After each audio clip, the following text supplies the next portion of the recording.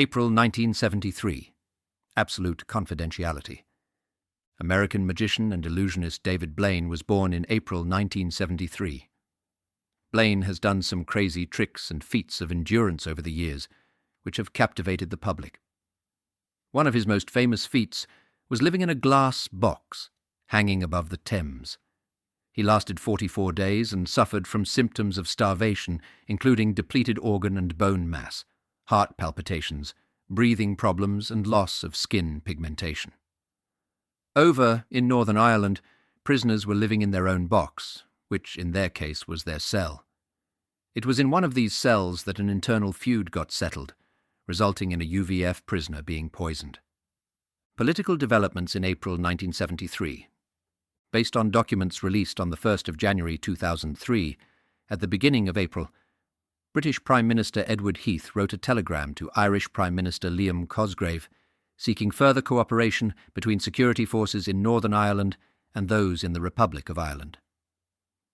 I found the final 2 points in his telegram quite interesting concerning the fragile nature of intergovernment cooperation and perception during the ongoing conflict. It read, "What should we do together in practice to improve our security cooperation? Although we have had many reports of members of the Garda on the border who have earned our admiration by the way they did their duty by the Republic, perhaps at some risk, in general cooperation across the border has been extended only cautiously in the past, and we sensed that the local Gardaí were uncertain whether cooperation with our security forces was politically acceptable, but some system, however discreetly practiced, is necessary. May I suggest that as a first step, we arrange for the London-appointed Under-Secretary responsible to Mr. Whitelaw for liaison with the police and the army to pay a visit to Dublin. He could discuss with your experts, on a basis of absolute confidentiality, what steps we could together profitably take to establish continuing cooperation against violence. It goes without saying that we make no distinction between the IRA and Protestant men of violence who may consider attacking the Republic. I very much hope that this suggestion will commend itself to you. One final point.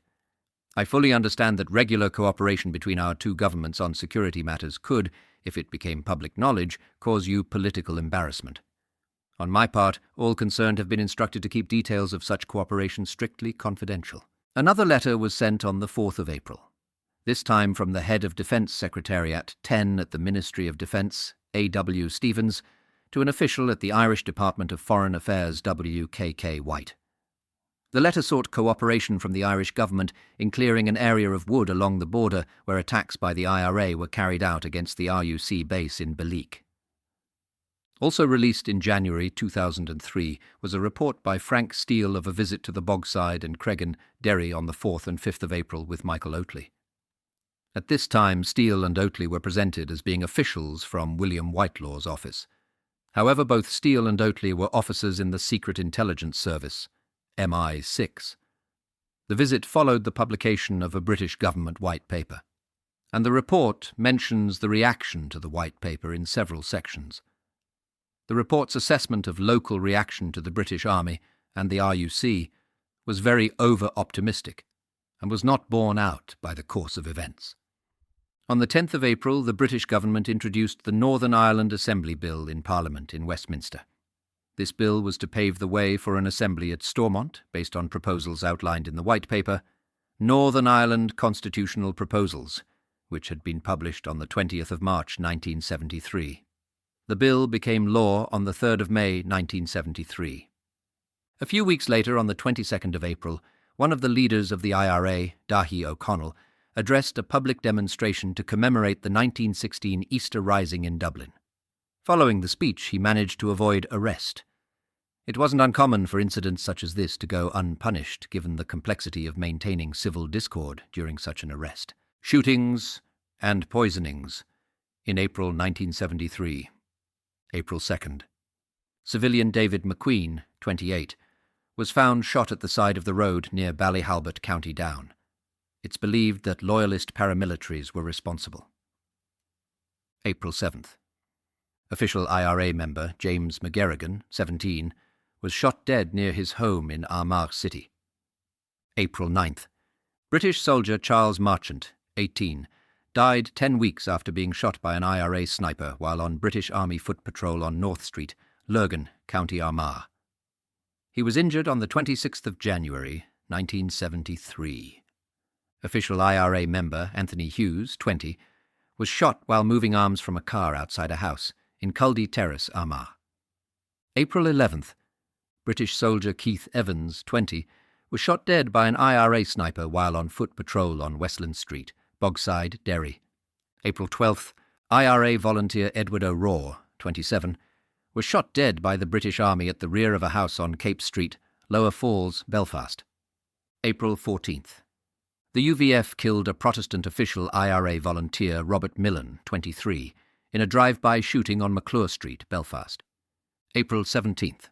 IRA volunteer Brian Smith, 32, was shot dead by a British Army sniper while standing with a group of men on Etna Drive, Ardoyne, Belfast. April 19th. Catholic civilian Anthony McDowell, 12, was shot dead by the British Army during a gun battle between the British Army and the IRA on Alliance Avenue, Ardoyne, Belfast. April 20th. A British soldier was shot by an IRA sniper in New Lodge, Belfast, but survived. April 22nd. UVF member Mervyn Connor, 20, was found dead in his cell at Crumlin Road Prison, Belfast. It is believed he was poisoned by fellow UVF prisoners as part of an internal dispute. April 27th. British soldier Anthony Goodfellow, 26, was shot by an IRA sniper while at British Army Vehicle Checkpoint Westway in the Cregan area, Derry. April 28th.